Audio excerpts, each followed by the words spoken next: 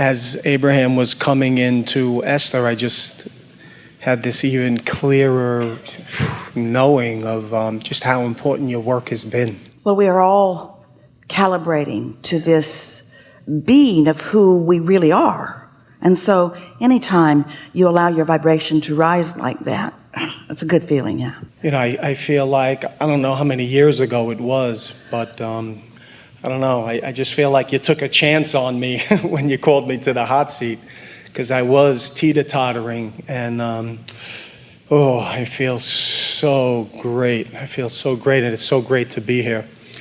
So my question just kind of moves along with all of that. I'm doing this great work. It's called quantum healing hypnosis, and what it does is connects people to their higher self. And what I'm seeing is for those like all of us and many that are aware of vibration and wanting to feel good, that connection is giving people this understanding and knowing how everything that has happened in the past, if it's a past life, if you believe in that, or in this life, has been perfect, really, has been perfect. And in that true knowing of all of that creating this very moment right now, it's I'm seeing and being the practitioner, just having these conversations with people's higher selves, it's also helping me to just be so comfortable because of that understanding that's just getting more and more, that everything that's led us to this point is orchestrated by the universe. It's nice when you get to that place of knowing, and it's not as nice before you get there. Yes. And you being there doesn't necessarily make anybody that's listening to you know that. In other words, we talk about that from time to time, that as Esther stands on the stage and allows us to address you, and you're looking at this from your vantage point, as we were discussing with our friend earlier, whatever that vantage point is, Esther could look like someone who's just really sure of what she's talking about and really stubbornly holding to this opinion, and so giving a coherent presentation, which from your point of view could just be another opinion, which you can take or leave, or take some of and leave some of. In other words, we get how that might feel to you. But as we help you to at least entertain the idea that you are more than your physical body and that there's another point of view within you, and we encourage you to do some things like quiet your mind so that you stop your pattern of resistance, like that woman did while she was sleeping. But the problem with letting your resistance rise while you're asleep is it doesn't do anything about what your pattern of thought is when you wake up.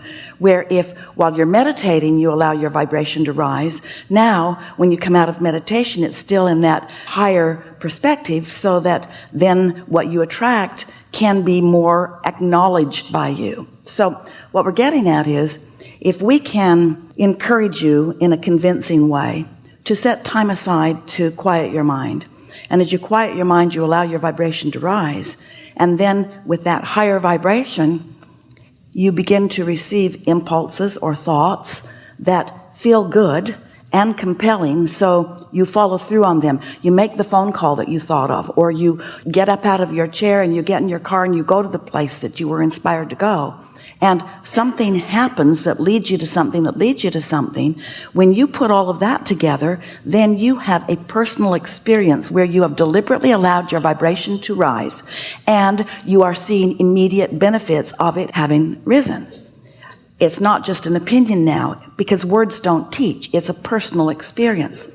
So we're talking a lot these days about You can stumble into a situation where you're having a knee-jerk response to it, but then it's sort of really pretty much too late to do anything about it in that moment, because you've already had your knee-jerk response, you've already got your resistant vibration underway, and it really takes quite a bit of focus to pivot your way out of that. You could do it if it's not a very important thing, but if it's an important thing and you have a knee-jerk response to it, you're probably not going to pivot your way out of it. You're not going to just change the thought or find a thought that feels better because there's enough momentum going in your response.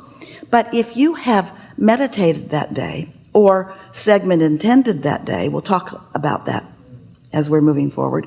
In other words, if you have been in a moment where you have identified how good you feel and how blessed you are and how wonderful your world is and how responsive the universe is to you, and now you're allowing the momentum, as you spoke so well, all of that momentum of all that's come before, propel you into this next moment in a state of well-being, then you could be of such a sincere and calibrated vibrational point of attraction that you may not even notice the bump in the road.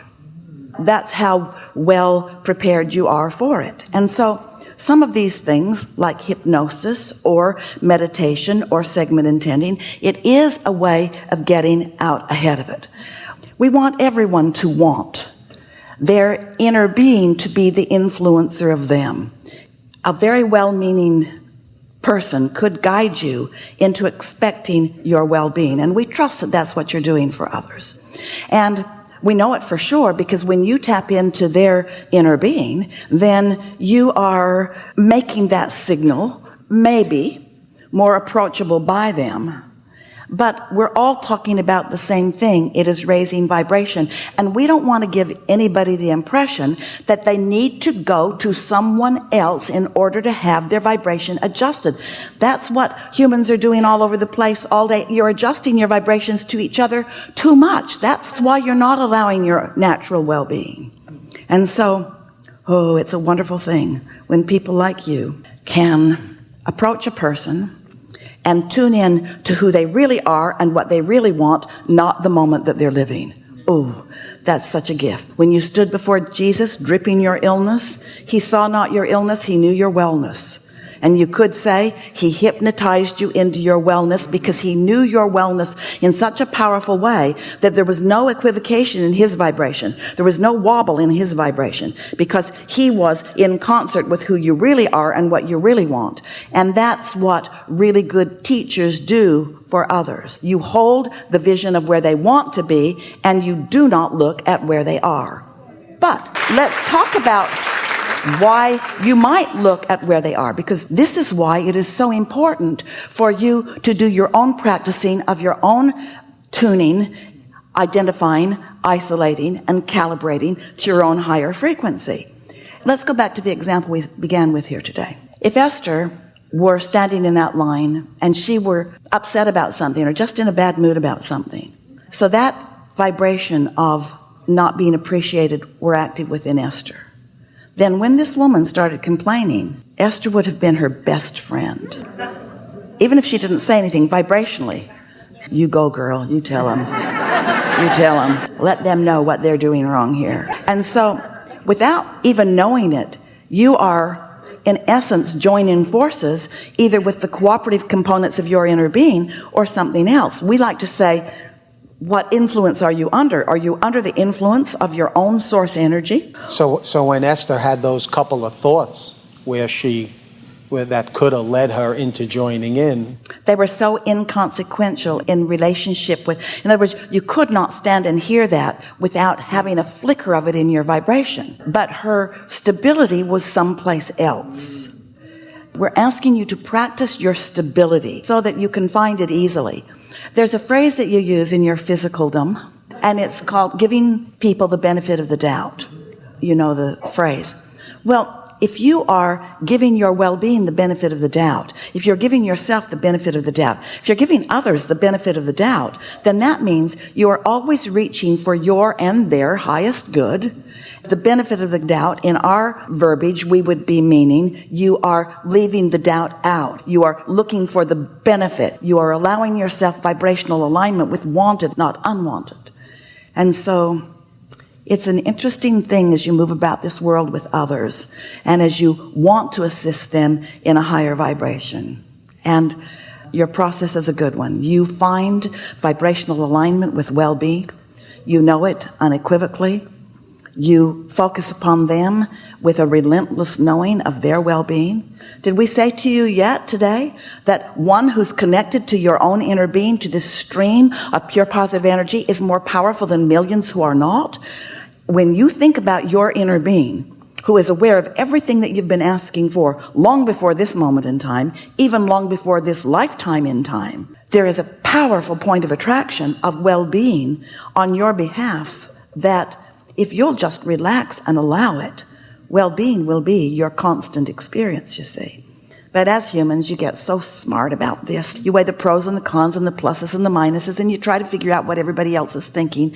And every single time you try to even acknowledge what somebody else thinks about something, you entertain that vibration within you and you introduce a wobble. You just can't think about what you want and think about its absence without introducing some wobble in your vibration, which makes you not a vibrational match to your true power. So we want to introduce into this conversation two phrases, and we want you to feel them deeply, and we want you to recognize the difference between the two. The awesome power of non-resisted thought. Sit with it. The awesome power of non-resisted thought. Oh, this is the power, this is the energy that creates worlds, and it is at your fingertips when you have non-resisted thought, when there is no doubt within you, when you know it singularly. Now, we want you to feel this phrase, the awesome pleasure of non-resisted thought. Because the pleasure of non-resisted thought is as powerful, but when you're looking for the pleasure of it rather than the power of it, when you say the awesome power of non-resisted thought, it's like, I've hooked in and now I'll fix that. Oh, now you're focused on that. You're not powerful. See what we're getting at? But if you are reaching for the awesome pleasure of non-resisted thought, now your vibration remains clean. So you know about meditation. We'll talk more about it if you want to know more about it as we move forward. Powerful way to connect to all of this, but a way to get out ahead of it, a way to prepare yourself so that the bumps don't bother you. And sometimes you worry, well, Abraham, I don't want you to prepare me so that the bumps don't bother me.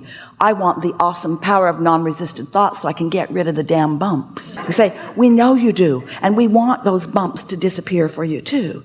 But we want you to take pleasure in where you are anyway, and then things just start smoothing out for you. So, the awesome power of non-resisted thought. So, getting out ahead of it. A very powerful way of getting out ahead of it before you walk into a segment is to stop for a moment and identify that you're about to enter a new segment. A new segment means different people are going to enter your life, or you're going to go into a different space. When you get in your car, it's a new segment. When you leave the kitchen and go into the living room, it's a new segment. When you get ready, Esther identifies about 30 segments a day that are different one from the last. Sometimes she's editing a recording. Sometimes she's working on an album cover. Sometimes she's receiving book dictation. Sometimes she's going to dinner with a friend. In other words, lots of different segments. So she'll sit recognizing that she's about to move into a segment, and she will isolate her feeling of well-being right here and now about that segment. In other words, sort of getting out ahead of it, thinking about the pleasure of that segment. But what's happening is she is bringing herself into a solid vibration of well-being before she enters that segment. And then it is amazing to see how well that next segment treats her, and the next, and the next, and the next, and the next, and the next. So she was telling someone the other day that she now understands a distinction in segment intending that she didn't understand before. Segment intending, we've been talking about it from the very beginning. Jerry said, Abraham, can you tell us the basics of what you are here to teach us? And we said, the law of attraction, first and foremost, the law of deliberate creation, not really a law, it's just a process, but we called it a law because we wanted to get their attention, and the art of allowing, the law of allowing, but it's really an art. It's the art of understanding all of this. We've talked about that already here today. Step 1, step 2, step 3, and 4 was segment intending.